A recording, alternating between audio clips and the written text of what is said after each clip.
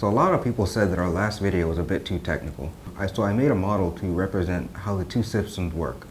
The one-wire 12-volt system and the two-wire 12-volt system. Alright, so this is called a one-wire system because it has one power wire feeding the whole system.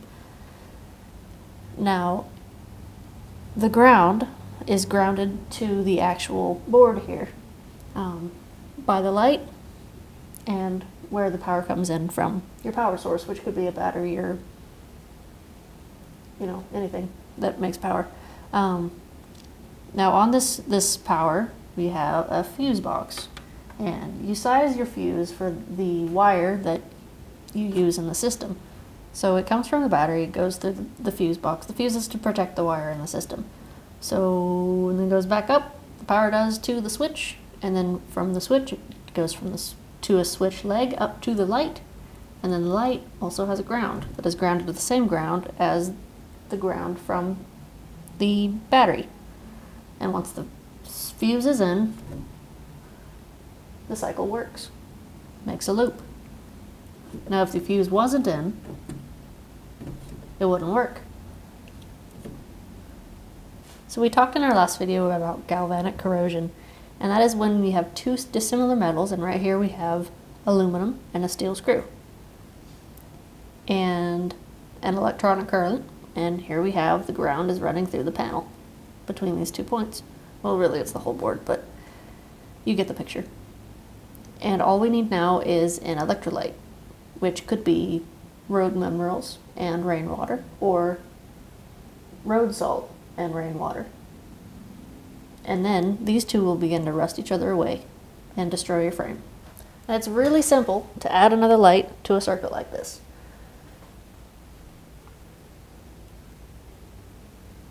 You just take your light, your positive, Turn it off. turn it off.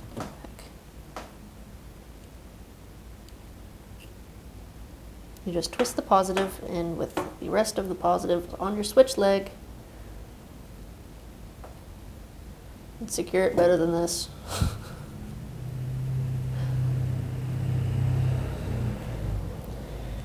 And then ground your ground with the rest of it. Come on, get in there. Oh, wrong way. Okay, ground your ground with the rest of it, and boom, you got another light. Alright, the pros of the system is that it's really simple to do and very quick, because you only have to run half as much wire, and that also means that it's cheaper because you have to run half as much wire, because you've used the frame as your ground. The cons of this system is that if you were to accidentally touch your... Don't leave it off, turn it on. If you were to accidentally touch your positive to your ground, which is the whole frame, you will blow your fuse. That kind of scared me a little bit. I didn't expect it to be that loud. I've never done that before. Yeah. It was like, ah! You'll blow your fuse. And now your fuse is poop.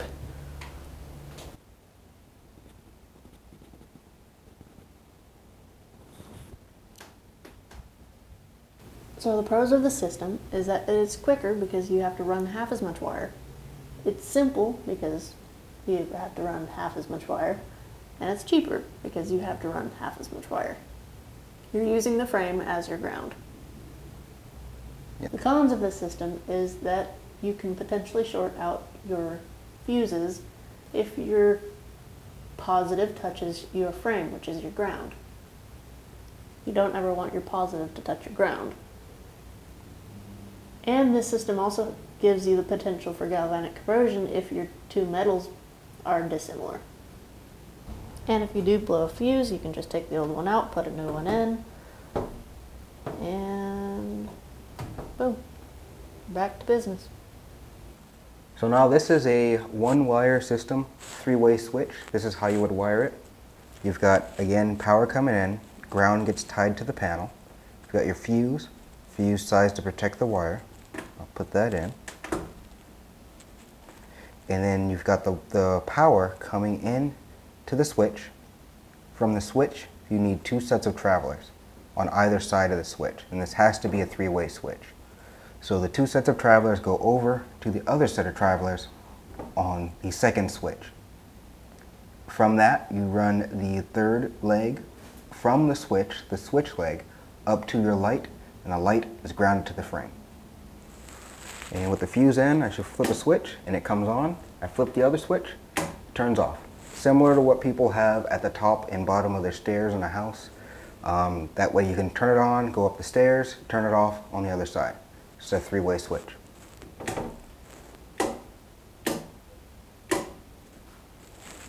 I'll pull the fuse. This is how easy it is to add another light on a one-wire system. Even though we have these two travelers, there's still a one wire running up to the switch for power. Ground to the frame.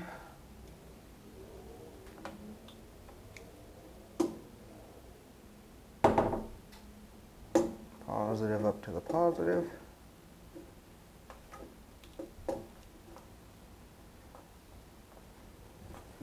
And that's it. So when you're adding another light in a one-wire system, you just need to have the power coming in from where you've got the power, and then somewhere the new light needs to be tied to the frame. And then everything should work. Just as normal. Just with another light in the system. You already did the pros and cons. Over to a two-wire system. Alright, so this is a two-wire system. The power comes in via two wires, the power and the ground, and goes up to the light switch box. From the light switch box, the ground needs to then go up to your light. Anytime you're making a connection that's not like a soldered and heat shrink connection, you want to make it inside a box, inside your wherever you're going to have a box. So if the positive line then comes in, gets to a fuse. The fuse is sized to protect the wire. From out of the fuse, it goes up to the light switch, and then out of the light switch, it goes up to your light. The reason that this is on a wooden panel is because you have to have a two-wire system if you're building a wooden house, or if you're building any kind of wooden structure. There's no metal frame for you to bond your ground to, so you have to run a second ground over to it.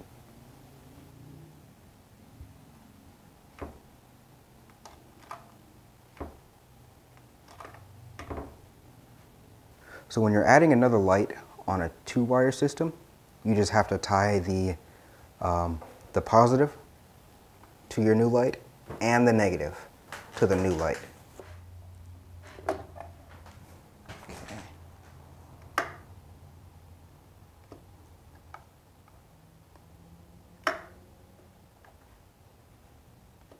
This is a three-way, two-wire switch. The power comes in from the side here, and the ground again goes up to the box with the first light switch. So does the power, comes in through the fuse and around and up into the first light switch box. From that switch, you have two travelers going over to the other light switch box, but you also have to tie in the ground. Since you can't just ground on the frame anywhere, you have to tie into your main ground from the first light switch box. So in the second light switch box, you have the two travelers coming in, and you have the switch leg coming off of the last terminal on the three-way switch up to your light. But you also have to bring in the ground up to that last light. So this ground isn't actually connected to the light switch like that. It's just in the box. And so is this one right here. Both of these grounds are just in the boxes.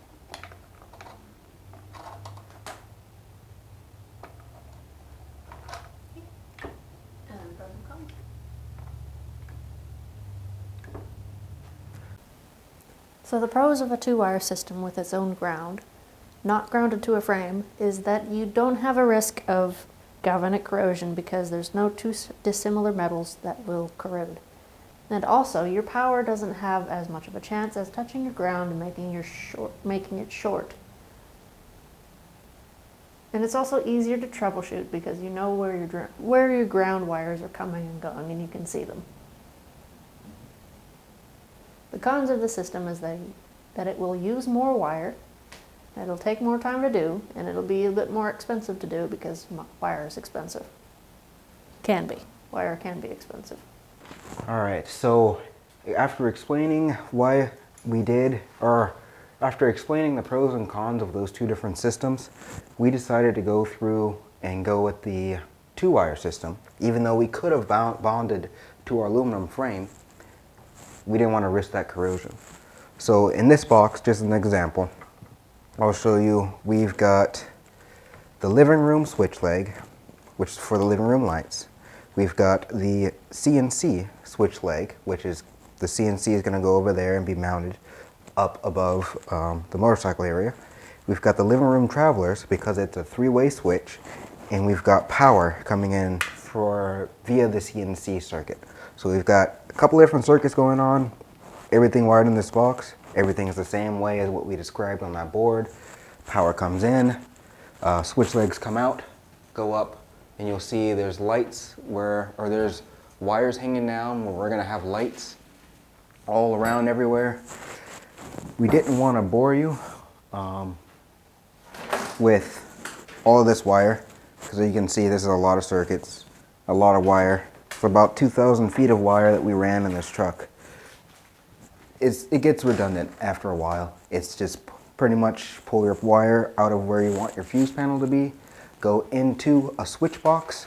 From that switch box, you go out to whatever device you want to power from the switch box. So power from the fuse box over into this box, switch out to living room lights. It's pretty simple. You add more and more, and it takes more time, and it looks like it's more complicated and a big undertaking, but really it's just 2 wires, tying 2 wires together. How many different systems do you want? Living room, hallway, bedroom. Just add more and more for each different system. So now that I've explained this last box, I'm going to seal it up with tape to mark that it's done, similar to what we did over here. There's another box.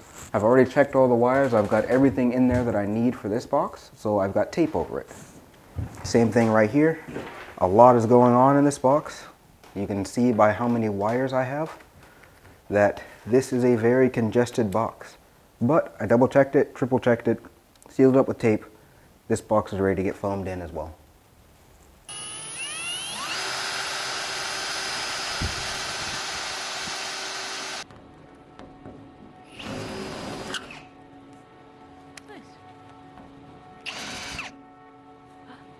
Very nice.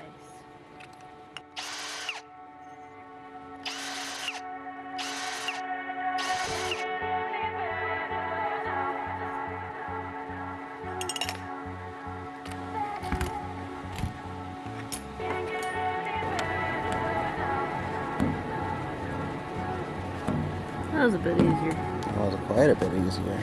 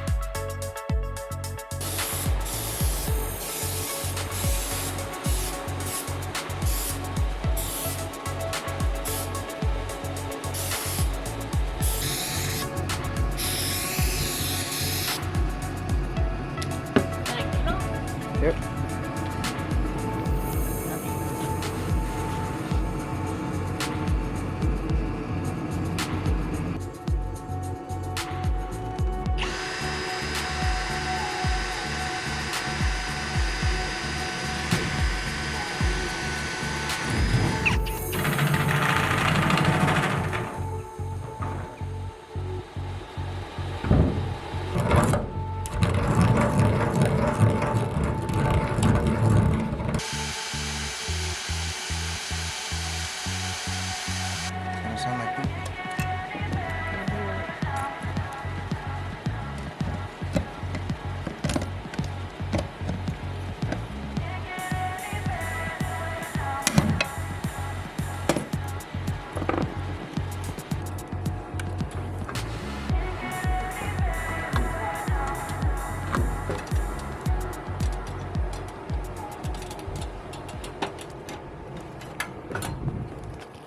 Aw, cute.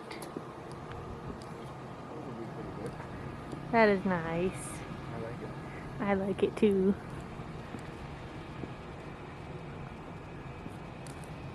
Very nice. So that's all for the 12 volt. We're going to go through and double check all of our wiring before we seal it all up, and then we'll be on to wiring the 120. Be sure to like and subscribe so you can see our next videos and our old videos, and yeah, do that.